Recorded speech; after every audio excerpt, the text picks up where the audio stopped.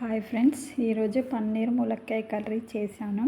ముందుగా ప్యాన్ పెట్టుకొని అందులో ఆయిల్ 2 స్పూన్స్, జీలకర్ర, కట్ చేసి పెట్టుకున్న ఆనియన్స్, పచ్చిమిర్చి ముక్కలు వేసి ఫ్రై చేసుకొని కొంచెం పసుపు, కొంచెం అల్లం వెల్లుల్లి పేస్ట్ వేసి ఫ్రై చేసుకొని మనం ముందుగా కలిపి పెట్టుకున్న మిక్సీ పట్టిన టమాటా,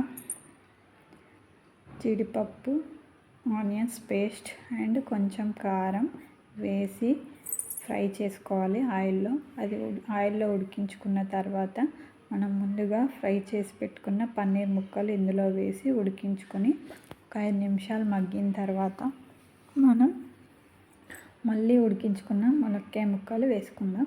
ఇప్పుడైతే ఈ ఫ్రై అయింది, మనం వేయించి పెట్టుకున్న పన్నీర్ ముక్కలు వేసి దీన్ని కలుపుకుందాం. ఈ కలుపుకున్న తర్వాత మళ్ళీ మనం ములక్కాయ ముక్కలు వేసుకొని ఫ్రై చేసుకుందాం. చూడండి ఫ్రెండ్స్, ఎంత బాగుంది గ్రేవీ. ఇలా ఫ్రై చేసిన తర్వాత మనం ములక్కాయ ముక్కలు వేసుకుందాం. తర్వాత కట్ చేసుకున్న కొత్తిమీర వేసుకొని దించుకోవడమే. టేస్టీగా ఉండే పన్నీర్ ములక్కాయ కర్రీ రెడీ అవుతుంది. చూడండి ఫ్రెండ్స్, ములక్కాయ ముక్కలు వేసి ఫ్రై చేస్తున్నాను. మీరు కూడా ఇలా ట్రై చేయండి.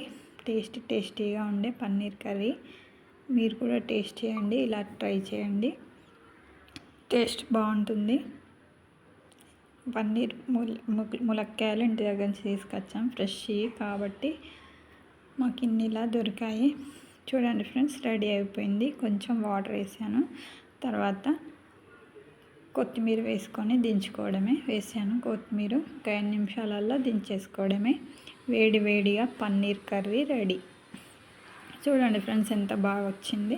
టేస్ట్ కూడా అంత బాగుంటుంది. చూడడానికి ఎలా ఉందో టేస్ట్ కూడా అలాగే ఉంటుంది. Thank you friends.